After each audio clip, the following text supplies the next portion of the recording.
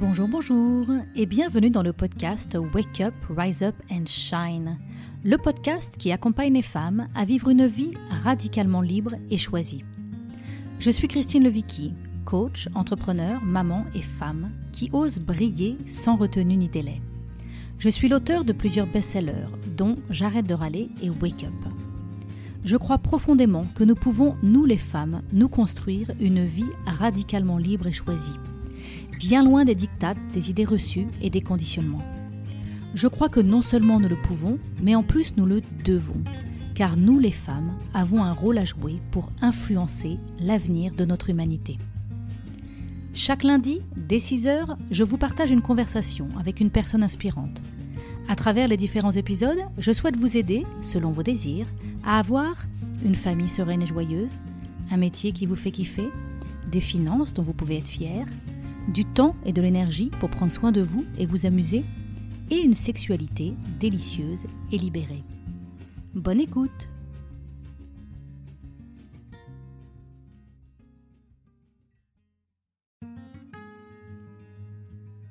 Bonjour, bonjour et bienvenue dans le podcast Wake Up, Rise Up and Shine, le podcast à écouter avant de commencer votre journée. Je suis Christine Levicki, auteure des best-sellers J'arrête de râler et Wake Up, et à travers ces différents épisodes, je souhaite vous partager de nouvelles perspectives. De l'inspiration bien évidemment, mais aussi des actions concrètes pour vous permettre de vivre la vie que vous avez choisie. Aujourd'hui, j'ai le plaisir d'échanger avec Gaëlle Baldassari, formatrice et consultante en psychologie du cycle menstruel et créatrice du mouvement Kiffe ton cycle. Alors Gaëlle a commencé sa carrière dans la banque à des postes à responsabilité, mais alors qu'elle suit un parcours de procréation médicale assistée pour la naissance de sa fille, elle se découvre une passion pour le fonctionnement et l'impact des hormones. Elle décide de se former au coaching et de mettre tout ce qu'elle apprend au service des femmes et de leur épanouissement. Gaëlle crée le mouvement Kiffe ton cycle. Elle est aussi l'auteure du livre Kiffe ton cycle et la créatrice du sommet du cycle menstruel.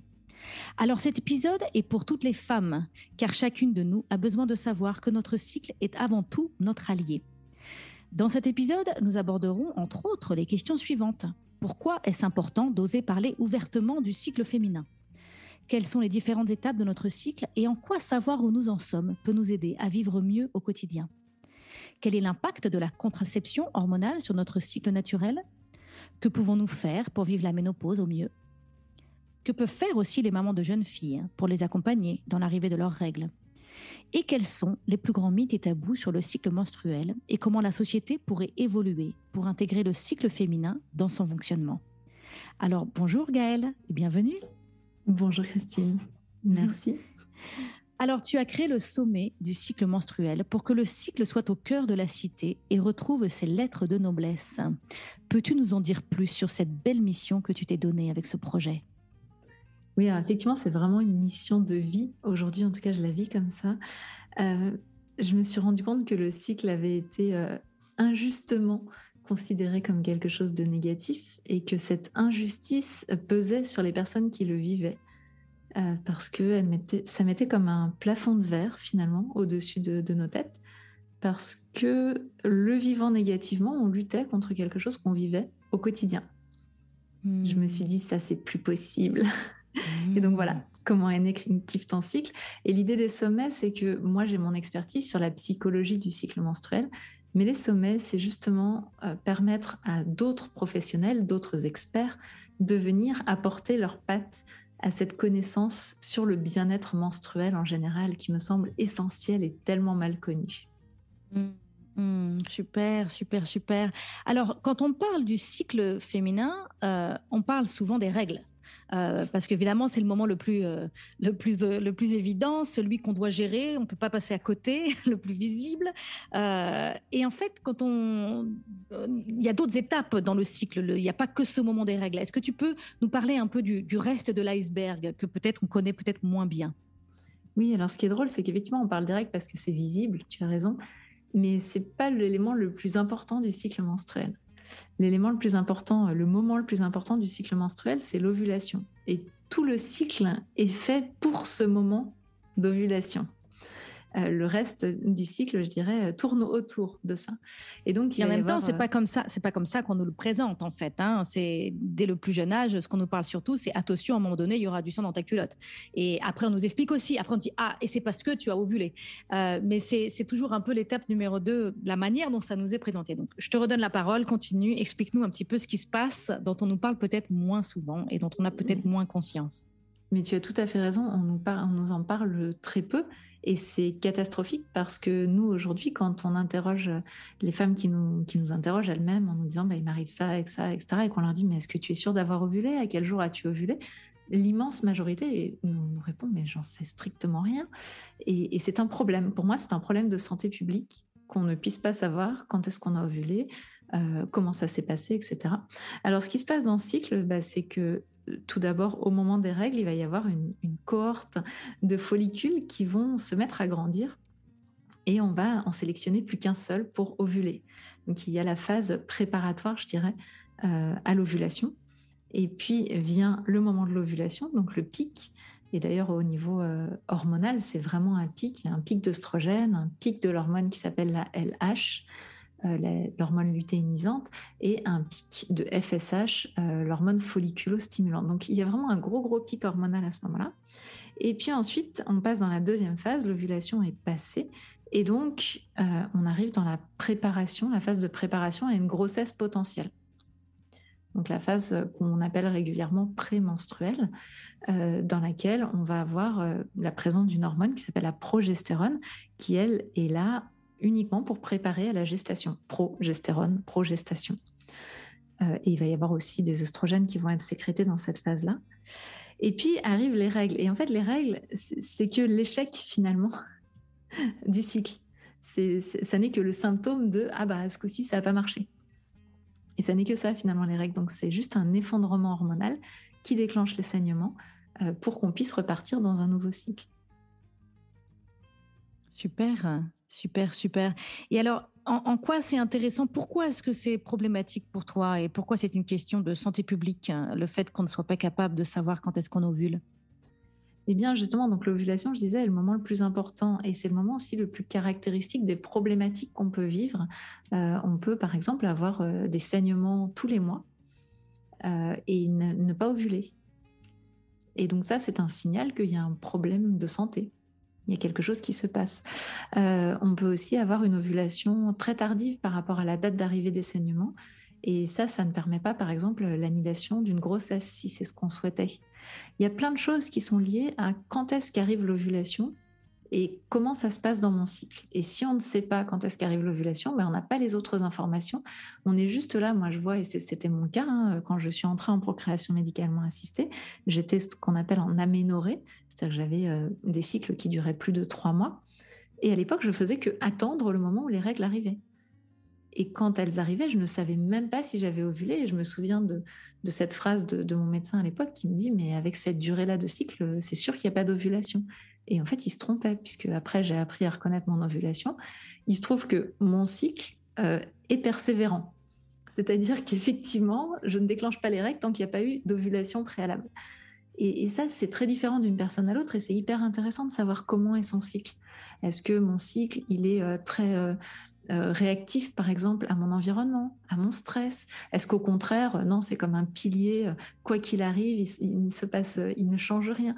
Enfin, c'est hyper important pour nous de comprendre ce qui se passe à ce moment-là, pour se faire accompagner s'il y a une pathologie ou un problème, ou pour pouvoir repérer les signaux aussi. Ah, là, il s'est passé ça, ok, voilà ce qui m'arrive, je comprends. Et alors, au-delà du désir d'enfant, au-delà d'un problème médical, quelque chose qu'on n'est pas bien, on ne comprend pas, ou d'un désir d'enfant, en quoi c'est important d'être connecté à son cycle féminin quand on est à d'autres moments dans notre vie? Alors, le cycle menstruel, en fait, il va générer, par les fluctuations hormonales, des changements, des variations tout au long du cycle, des variations d'humeur, d'énergie, de façon de percevoir le monde aussi. Et quand on ne le comprend pas, on va avoir tendance à juger certaines parties comme positives et certaines autres parties comme négatives. Et donc, il y a une partie, souvent, de notre vie où on va lutter contre nous-mêmes en jugeant que notre énergie, notre humeur, etc. ne va pas. c'est pas cohérent avec ce que je souhaite être. Et donc, on ne l'intègre pas dans notre identité. On est comme dissocié avec une identité où je dis, ah bah là, je suis OK. Et puis d'autres moments, je me dis, ah, je suis pas OK. Et pour moi, ça pose un problème majeur parce que ça veut dire qu'on n'utilise pas ces moments qu'on juge comme pas OK. On est surtout en train de lutter contre soi. Alors que ce sont des moments essentiels, notamment quand on mène des projets, quand on a de l'ambition de réaliser des choses. Ce sont des moments qui sont essentiels pour pouvoir réaliser sa vie. Donc ce cycle féminin, l'intégralité de ce cycle féminin fait partie de qui nous sommes, de ce que l'on est et influence nos ressentis, notre être, notre manière d'être et notre manière de vivre. Et donc ce que tu nous dis, c'est qu'il y a peut-être des moments du cycle qu'on aurait tendance à vouloir préférer ou valoriser, peut-être parce que c'est peut-être des moments où on est plus positif, par exemple, et donc on va préférer ce moment du cycle où on est plus positif, alors qu'il y a des moments où peut-être qu'on est plus, on a plus envie de nous retirer et qu'on nous foute la paix, et là, on va dire c'est négatif. Donc, on aurait des étiquettes positives, négatives, on valoriserait certaines étapes. Est-ce que tu peux nous expliquer un peu de ce chemin que l'on vit à travers ces étapes du cycle qui influent notre manière d'être, notre manière de vivre nos journées, et pour que peut-être en ayant conscience de ça, on puisse l'intégrer plus dans notre vie. Oui. Alors en fait, moi j'ai considéré le cycle menstruel comme une vague parce que y a des vaguelettes, des tsunamis, et puis ça dépend des mois, on a envie différentes. Et c'est vrai qu'assez naturellement, on va avoir tendance, la société va avoir tendance à nous dire, tu te mets au bord de la plage, tu prends la vague dans la figure et puis tu vois un petit peu ce qui t'arrive, si c'est facile pour toi, pas facile. Si c'est pas facile, de préférence, tu le fais en silence. Et puis, on n'a pas trop envie d'en entendre parler. Et c'est vrai qu'il y a une autre proposition qui est de prendre la pilule et auquel cas, ça s'arrête. Donc, c'est un peu comme si on était posé sur la plage à regarder les vagues de loin. Et la troisième proposition que moi j'enseigne, c'est d'apprendre à surfer cette vague, à surfer cette énergie. Et les 4 étapes par lesquelles on passe pendant le cycle menstruel, finalement, peuvent être représentées par le mot surf. Je trouve qu'en moyen mémotechnique, ça peut être intéressant. Et donc, il y a d'abord la remontée d'énergie après les règles. Et ça, c'est le S de surf, c'est le S de superwoman. C'est ce moment où on sent, parce qu'il y a une augmentation des oestrogènes qui fonctionne vraiment comme la pédale d'accélérateur du corps, on sent qu'on est capable de faire énormément de choses, de dépiler un peu toutes les to-do list à toute vitesse. On est dans l'action. On ressemble un petit peu à Shiva avec plein de bras. D'ailleurs, je soupçonne cette partie de notre cycle d'être à l'origine de la légende urbaine que les femmes savent faire plusieurs choses en même temps, parce que c'est un peu l'impression que ça donne, effectivement. Donc là, on est dans la partie superwoman. Ensuite, donc c'est le moment. Ça, c'est quel moment entre les règles et l'ovulation. D'accord, ok. Ensuite, on va arriver au moment de l'ovulation, et là, comme je le disais, c'est vraiment un pic au niveau hormonal, et les oestrogènes s'emballent à toute vitesse.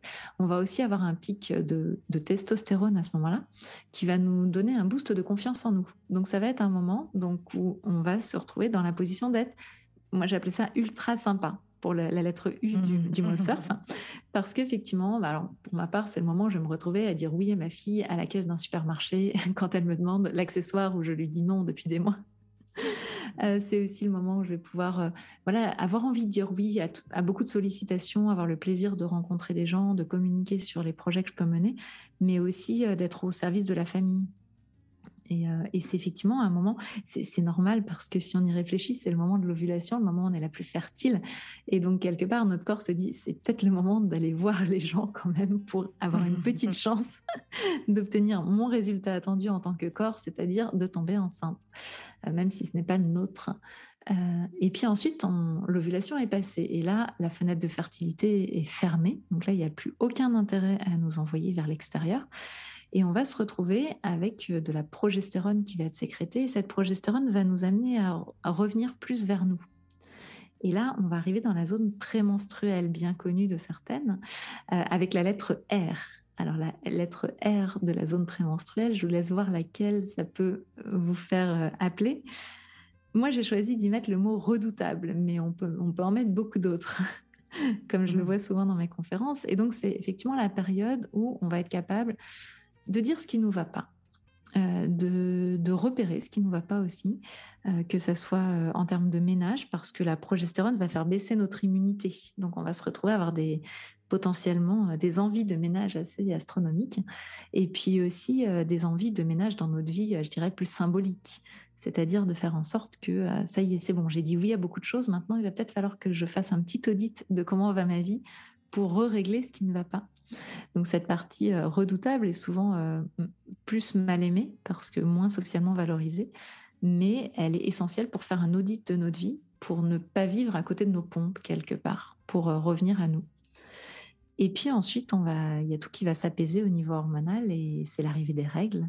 C'est la dernière lettre du mot surf. On va arriver dans le F de fatigué. Alors, on n'est pas forcément fatigué, mais ça représente cette descente, je dirais, énergétique euh, où tout descend, tout s'apaise au niveau émotionnel.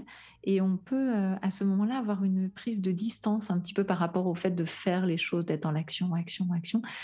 Là, moi, je sais que c'est un moment où souvent je me dis, oh, il n'y a pas mort d'homme. C'est pas la fin du monde.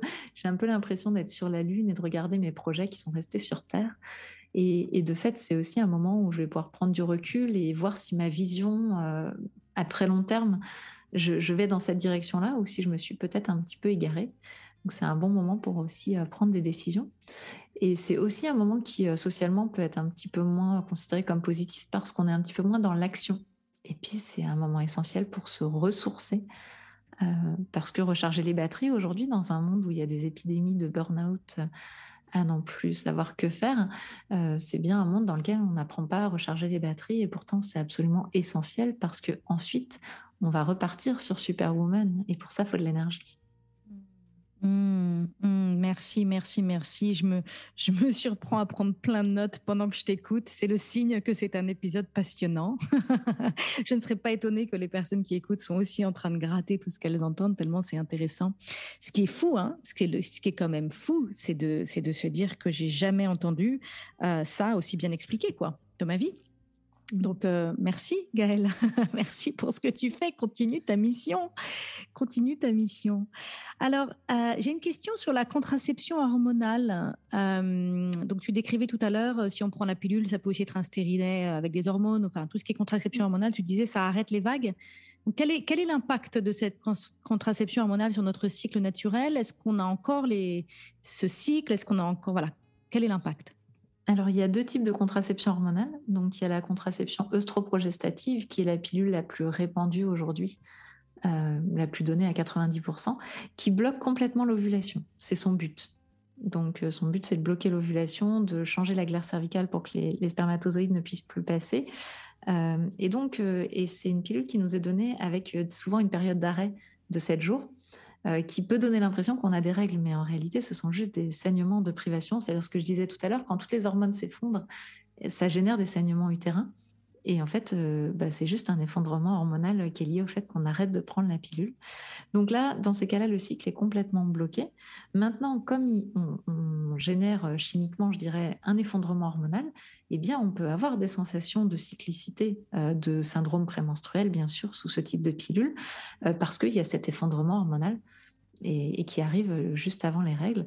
Donc, on peut avoir ces sensations de cyclicité, mais le cycle n'est plus soutenu hormonalement, je dirais. Il n'y a plus ce pic œstrogène, etc. C'est beaucoup plus linéaire. Et puis ensuite, il y a la pilule, enfin, il y a tout ce qui est progestatif, donc notamment le stérilet hormonal, la pilule progestative ou d'autres moyens progestatifs. Et là, il faut savoir que dans 50% des cas, on maintient une ovulation. Parce que le but des progestatifs est avant tout de changer la texture de la glaire cervicale pour ne plus laisser passer les spermatozoïdes. Donc, dans ce cas-là, on peut continuer d'avoir une ovulation et c'est super intéressant de le savoir. Ce qui se passe, c'est que, c'est ce que me disent mes clientes qui le vivent, c'est qu'elles ont l'impression que du coup, les vagues sont beaucoup plus subtiles. Donc, il faut réussir à les toper un petit peu plus subtilement, je dirais. Mais c'est intéressant aussi. Et moi, j'encourage fortement toutes les personnes qui ont un dispositif progestatif à déjà voir si elles continuent ou pas à avoir une ovulation. Quand tu dis 50% des cas, c'est pas selon ce qu'on prend Il y en a Non. certains qui maintiennent l'ovulation.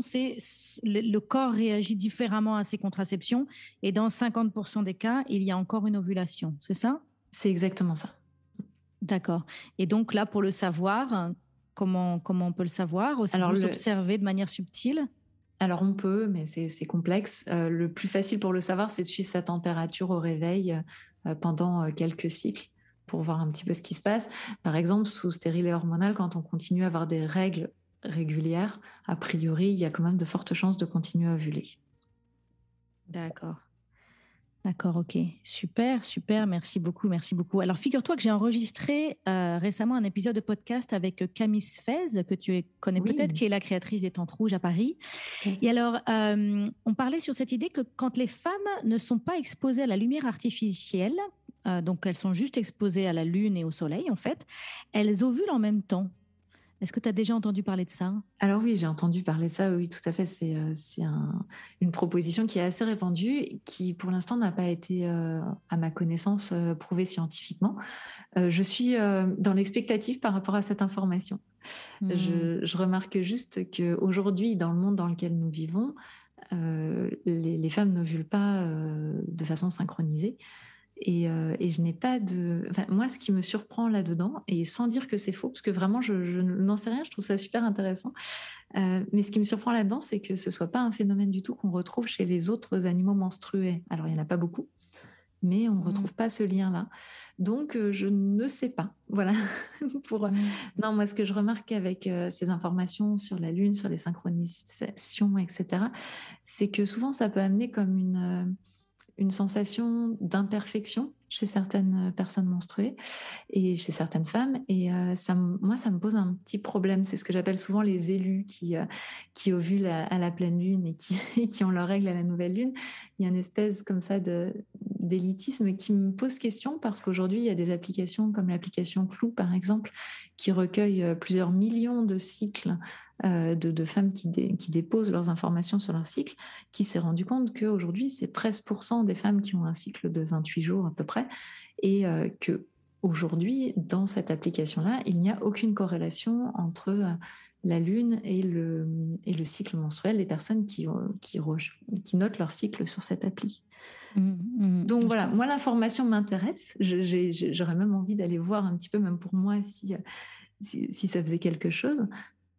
Mais je n'ai pas encore creusé de ce côté-là. Là, en l'occurrence, ce que ça avait l'air de dire, c'est qu'il faudrait ne pas être exposé à la lumière artificielle, seulement la lune et le soleil, et j'imagine pas juste pendant un mois, quoi. Il faudrait vraiment aller se mettre dans la nature sans lumière artificielle pendant un bon bout de temps pour revenir à ça. Donc, je ne sais pas si on pourra un jour vérifier ça, mais bon, je trouvais ça intéressant. C'est tentant.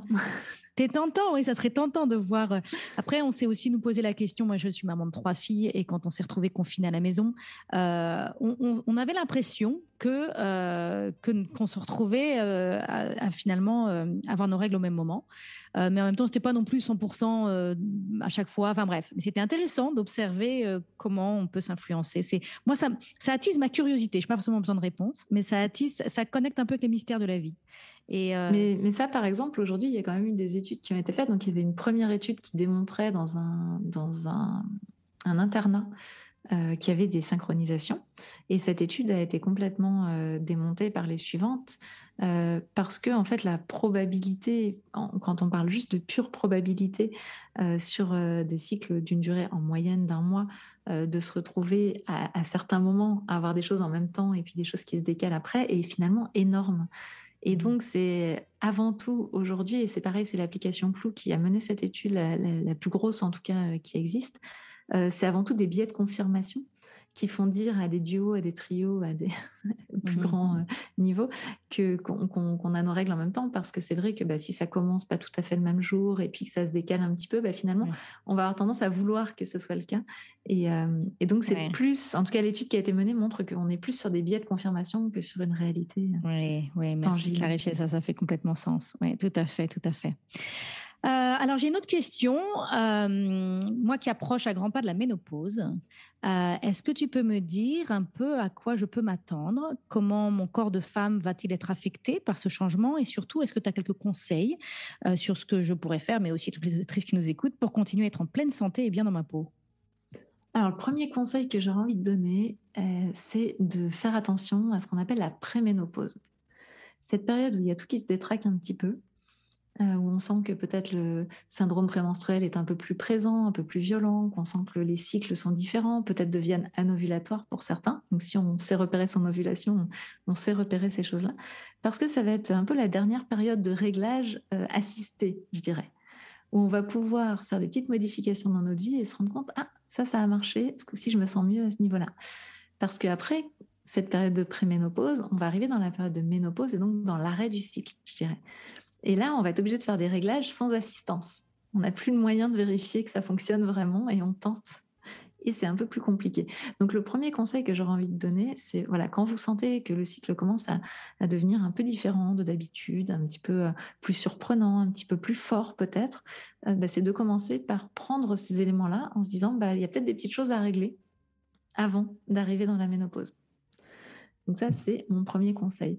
Par exemple, est-ce que tu peux nous donner un exemple? Parce que je ne vois pas du tout. Alors, le plus souvent, ça va être le syndrome prémenstruel qui va devenir de plus en plus fort avec peut-être des sautes d'humeur, peut-être des gonflements plus importants, des fringales beaucoup plus importantes qu'on n'avait pas avant. Ça peut être... Puisqu'en fait, ce qui se passe, c'est que les ovulations étant de moins bonne qualité, on va sécréter moins de progestérone et donc on va se retrouver dans un climat où il y a trop d'œstrogène par rapport à la progestérone. Et ça génère le syndrome prémenstruel.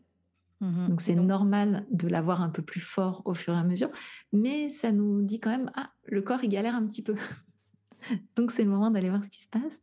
On va retrouver pour les mêmes raisons des saignements plus abondants par exemple, parce que la progestérone va diminuer, enfin va pas diminuer, mais va stopper la croissance de la paroi utérine. Donc s'il y a moins de progestérone, eh bien cette paroi utérine va pouvoir avoir une croissance plus importante et donc nous générer des saignements plus importants aussi. D'accord. Et là, il y a des choses qu'on peut faire par rapport à ça. Tout à fait. Oui. Il y a des choses à faire d'ailleurs. Des choses au niveau alimentaire, au niveau prise de conscience de ce qui peut se passer dans notre vie, du stress aussi. Le stress est un très très gros perturbateur endocrinien. Il y a pas mal de petits réglages qui peuvent être faits et qui vont nous servir pour arriver en bonne santé et pour avoir une ménopause qui va être beaucoup plus douce. Bon, là, tu attises ma curiosité. Il faut acheter ton livre, c'est ça, pour aller plus loin? Alors non, ça, c'est pas dans mon livre. À l'automne, il y aura un sommet sur la préménopause et la ménopause, justement, donc sur ce sujet-là. Et on prépare avec une naturopathe un programme spécifique sur la préménopause, justement, pour pouvoir soutenir cette période-là, qui est vraiment une période où on est encore assisté par notre cycle pour pouvoir faire nos réglages. Bon, écoute, je m'inscris, tu m'enverras le lien, je m'inscris. Avec plaisir. Tu voulais rajouter quelque chose? Oui, juste, et ensuite, quand on arrive dans la ménopause, eh bien, les cycles s'arrêtent. Donc, il n'y aura plus de progestérone qui sera sécrétée. Les œstrogènes, eux, qui étaient sécrétés par les ovaires, vont être un petit peu sécrétés par la graisse, ce qui explique qu'on prenne une petite bouée au moment de la ménopause. C'est pareil, cette bouée, elle est très, très décriée dans notre société, mais en fait, c'est un moyen pour le corps d'augmenter un petit peu la sécrétion des œstrogènes et d'améliorer notre bien-être. Donc ça, c'est intéressant aussi. Voilà. Et puis, dans beaucoup de traditions ancestrales, on considère qu'à ce moment-là, la femme est devenue sage, parce qu'elle a pu être entraînée pendant toute sa vie cyclique à passer par les différentes étapes et que là maintenant, elle va pouvoir gérer elle-même sa façon de passer par les différentes étapes parce qu'elle a cette sagesse qui s'est intégrée en elle. C'est bon d'entendre ça, ça fait beaucoup de bien. Mais la ménopause en Chine, par exemple, elle est considérée comme le second printemps. C'est le moment où on peut enfin s'amuser sexuellement sans avoir plus aucun risque d'engendrer une progéniture. Donc il y a beaucoup d'endroits dans le monde où la ménopause n'est pas du tout vue comme en Occident, où effectivement c'est un peu le début de la fin, ce qui est absolument aberrant. Oui, absolument aberrant, oui, tout à fait.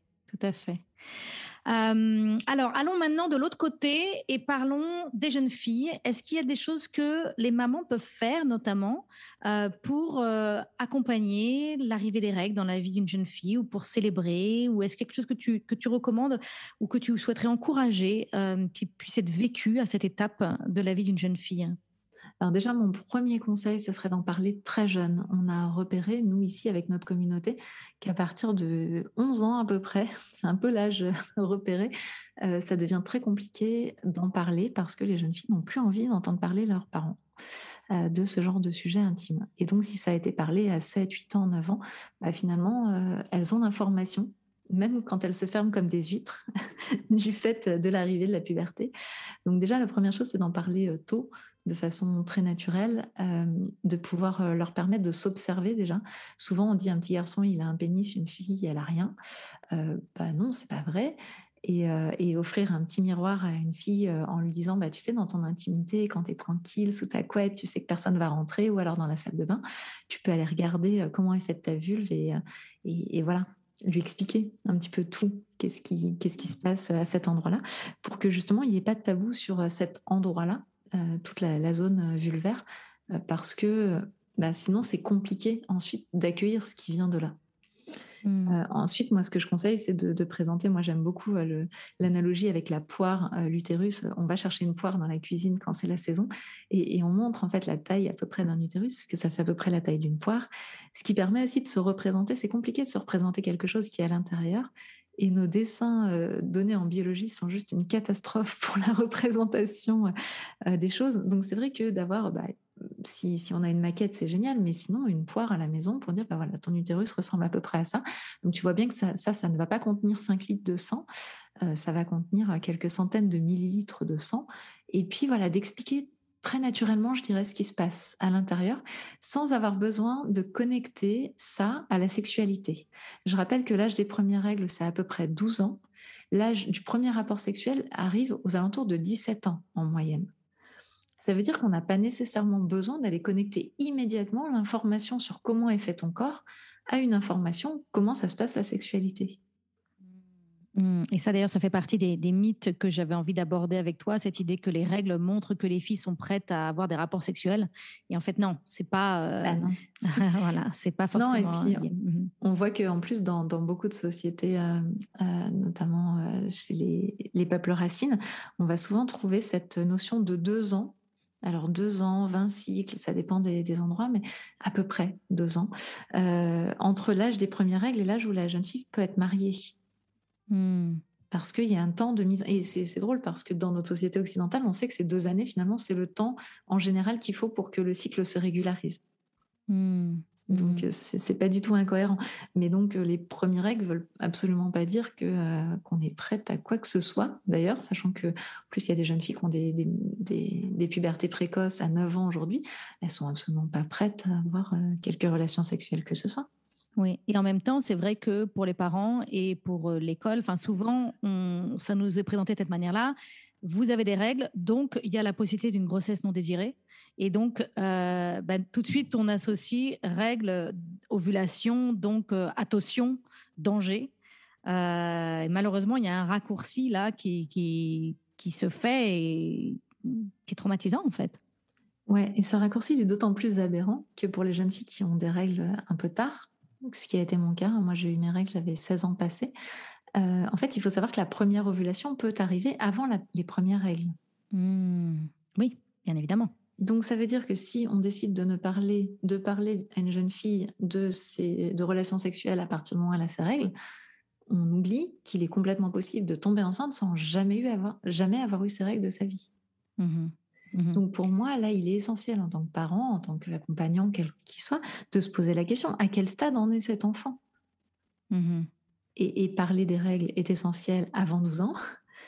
Parler des relations sexuelles, eh bien, ça va dépendre des besoins, de ce qui se passe pour cet enfant, de son exposition aussi. Ça dépend de dans quel monde on vit aussi. On sait aujourd'hui que l'exposition à la pornographie peut arriver très très jeune. Voilà, je pense qu'il faut avant tout être à l'écoute et dans le dialogue plutôt que de partir du principe qu'il y a un rapport. Parce que c'est un peu fou de se dire ça et puis en même temps, on n'est pas en train de surveiller la première éjaculation nocturne de notre garçon pour aller lui parler sexualité. Je pense qu'il y a quelque chose de plus subtil là-dedans. Oui, quelle belle observation en effet. Ok, super.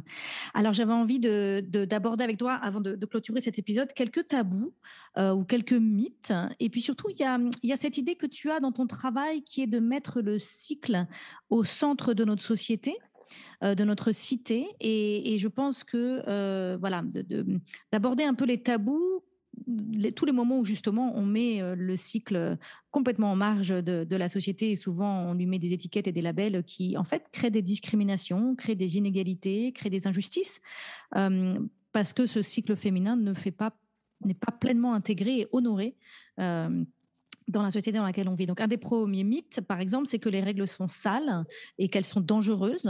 Alors, dans nos sociétés occidentales, oui, on nous a dit attention. Moi, j'ai beaucoup vu les pubs sur les règles où finalement on peut porter un pantalon blanc parce qu'on a la protection hygiénique. Attention, il ne faudrait surtout pas qu'on voit ce sang. Faut le cacher absolument. Donc, j'ai vu ça. Mais après, ça, c'est dans notre société. Dans les sociétés comme au Népal, par exemple, il y a des traditions qui interdisent aux femmes ou aux filles de cuisiner quand elles ont leurs règles, ou on les force parfois à passer la nuit hors de chez elles quand elles ont leurs règles, interdiction de toucher la nourriture. Est-ce que tu peux nous parler un peu de cette idée, de ce mythe que les règles sont sales ou dangereuses? Alors c'est complexe parce que là, il y a eu plusieurs choses que tu as abordées qui sont vraiment différentes les unes des autres, mais il y a effectivement ce mythe des règles. En fait, il faut savoir que déjà à l'origine, quand les femmes se sont mises à saigner, c'était les seuls êtres vivants connus qui saignaient sans mourir et sans être blessés. Donc ça créait comme une inquiétude, un petit peu de sensation de oh là là, mais quel super pouvoir quelque part elles ont, ou peut-être quel super pouvoir de destruction elles ont. Et c'est quand même du sang, qu'est-ce qui se passe à ce niveau-là? Donc je pense que ça a beaucoup inquiété. Et c'est ce qu'on retrouve dans beaucoup d'écrits. Voilà, cette sensation de se dire qu'est-ce que c'est que ce truc-là. Alors déjà, je vais le poser ici. Le sang menstruel n'est pas sale. Il est même particulièrement intéressant. On a retrouvé des cellules souches à l'intérieur. Et ce n'est qu'un écoulement, je dirais, comme un autre de notre corps, mais qui n'est pas sale, qui n'est pas rempli de bactéries ou qui ne peut pas générer de maladies particulières. En tout cas, ce n'est pas du tout le cas. Et il a été étudié dans tous les sens. Donc à ce niveau-là, on le sait, c'est avant tout un sang très nutritif pour pouvoir nourrir un petit embryon qui viendrait s'accrocher dans notre utérus. Ensuite, il y a la question effectivement des traditions dans lesquelles les femmes sont sorties, je dirais, de chez elles ou des tâches ménagères.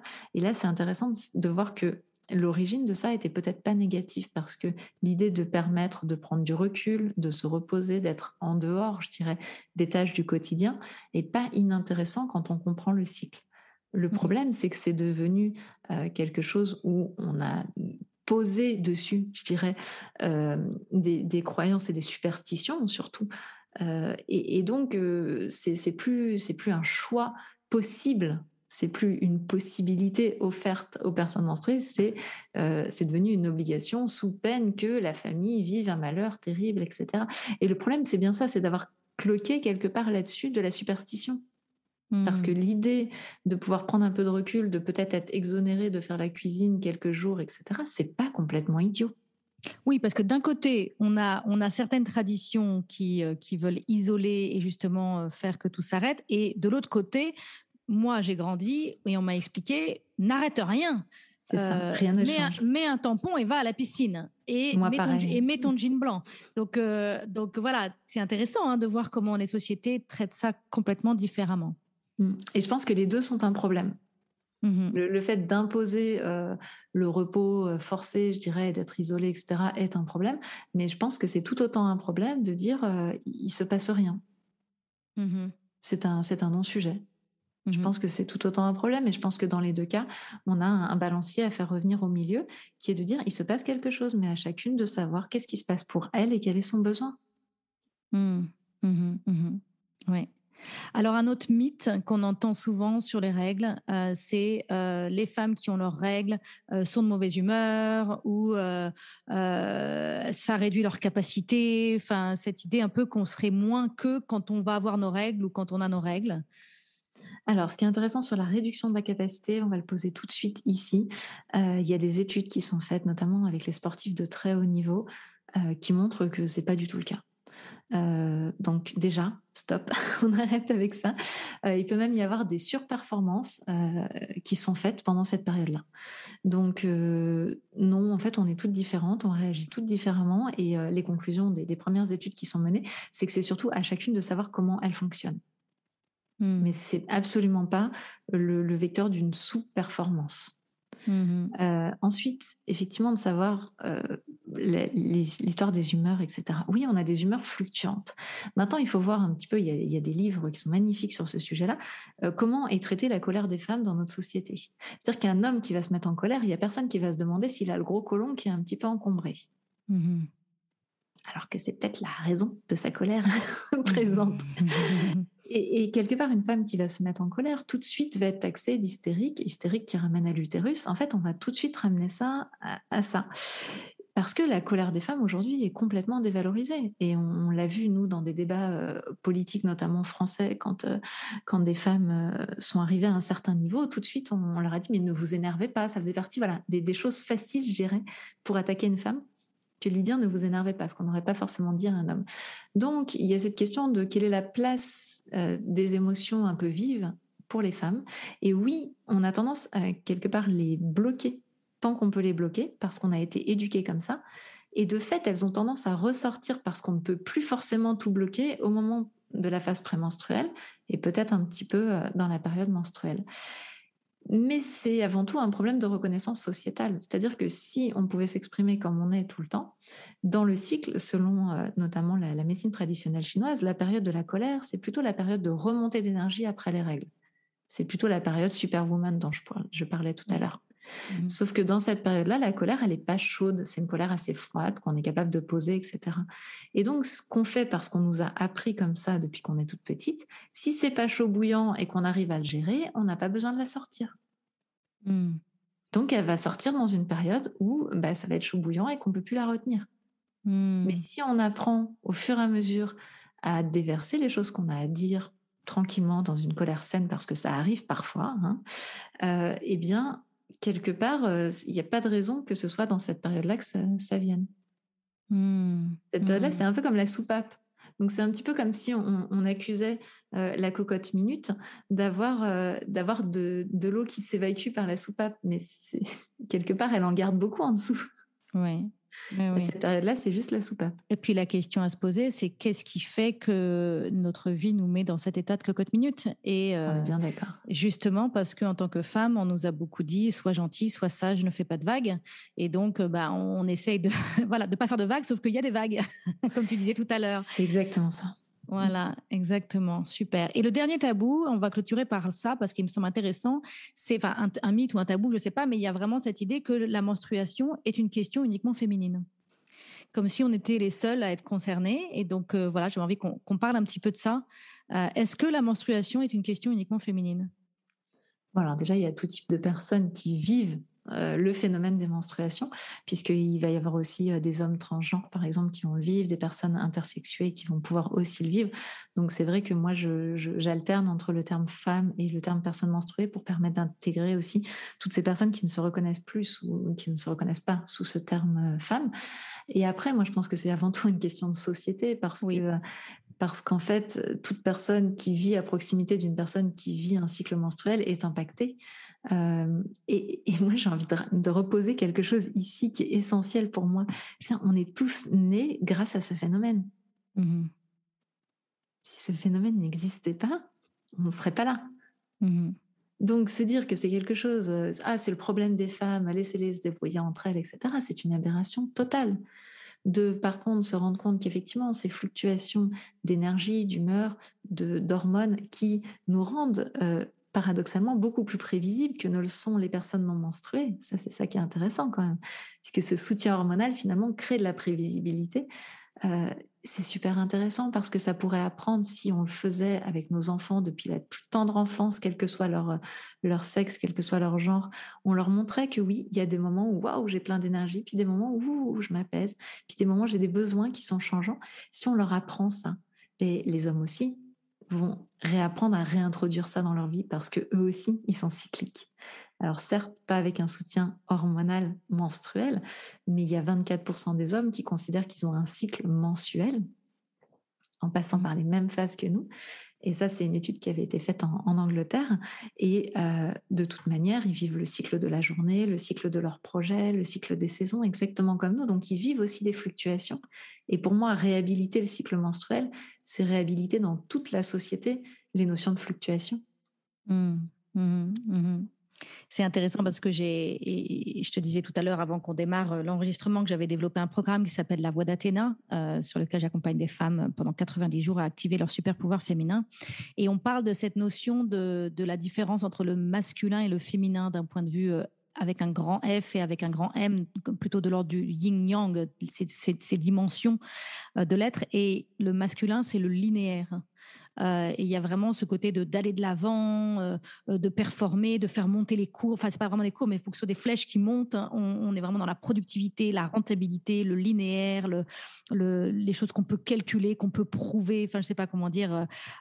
Et tandis que le féminin, c'est vraiment le cycle. C'est vraiment le retour à honorer le fait que on a dans la vie, il y a cette dimension cyclique et que quand on cherche à vivre uniquement une vie linéaire, eh ben on peut s'épuiser, on peut arriver à avoir des burn-out, on se fatigue. Enfin, il manque la dimension du cycle. Donc, on a besoin des deux, en fait. On a besoin d'envisager notre vie sous les deux facettes. Ça te parle, ça? Complètement, et je trouve que cette injonction sur les hommes aujourd'hui à la linéarité, sur les femmes aussi, mais sur les hommes aussi, est une injonction qui pèse très très lourd, alors qu'eux aussi, il y a des jours où ils se lèvent le matin, ils se sentent fatigués, ils aimeraient bien lever un tout petit peu le pied. Et je pense que c'est le vivant en nous qui s'incarne dans les cycles, et de les refuser nous ferait vouloir être des machines, et finalement on se retrouve à lutter contre un phénomène qui est absolument somptueux et qui nous porte. Je trouve ça dommage. Formidable, formidable, formidable. Ben écoute, j'ai encore plein de questions que j'aurais voulu te poser, mais on arrive à la fin. On arrive à la fin de cet épisode. Surtout, ce qui est important, c'est que tu nous dises où est-ce qu'on peut continuer à absorber toute ta connaissance, où est-ce qu'on peut en savoir plus, où est-ce qu'on peut suivre ce que tu fais pour continuer à être près de toi, parce que tu es passionnante. Ben merci. Alors, il suffit de taper « Kiffe ton cycle » un petit peu dans n'importe quel moteur de recherche, et a priori vous allez arriver soit sur nos réseaux sociaux, donc allez sur votre réseau social favori, puisqu'on a même rejoint TikTok il n'y a pas très longtemps, donc on est un peu présent partout, Instagram, Facebook, et puis voilà. Et puis sinon il y a le site pour aller voir aussi. On est en train d'écrire pas mal d'articles en ce moment, justement, pour pouvoir avoir, alors je dis on parce qu'aujourd'hui Kiffe ton cycle, c'est une équipe, et je ne suis pas toute seule derrière, mais effectivement on est en train de mettre de plus en plus d'informations à disposition, parce qu'on s'est rendu compte qu'il y avait un manque énorme. Et quand on arrive par exemple sur une plateforme comme TikTok et qu'on a beaucoup de jeunes qui nous écrivent et qu'on voit la teneur de leurs questions, on se dit waouh, on a vraiment du boulot à faire, et on est motivés. Super, mais écoute, un grand plaisir en tout cas de t'avoir reçu aujourd'hui, Gaëlle, et d'avoir pu te présenter à tous mes auditeurs et mes auditrices. Faites suivre cet épisode à toutes les femmes et tous les hommes qui sont autour de vous, parce que je crois vraiment que c'est un sujet passionnant, un sujet de société qui nous concerne tous. Donc voilà, écoute, et puis Gaëlle, j'espère avoir la chance de te rencontrer en présentiel quand je rentrerai en France dans un futur prochain. Avec un immense plaisir. Merci. Au revoir, Gaëlle. Au revoir, à bientôt. Alors voilà, mon échange passionnant avec Gaëlle est terminé.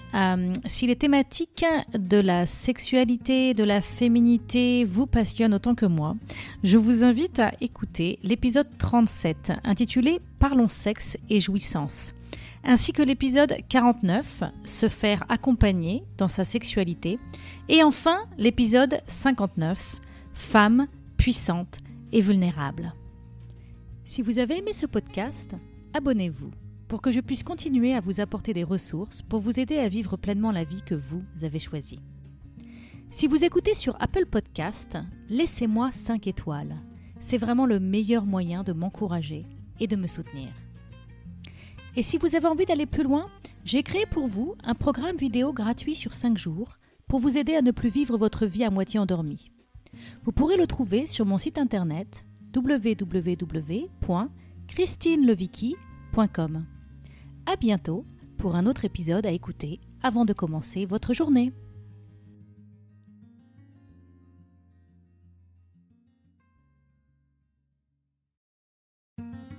Si vous avez aimé ce podcast, abonnez-vous pour que je puisse continuer à vous partager des ressources pour vous aider à vivre une vie radicalement libre et choisie.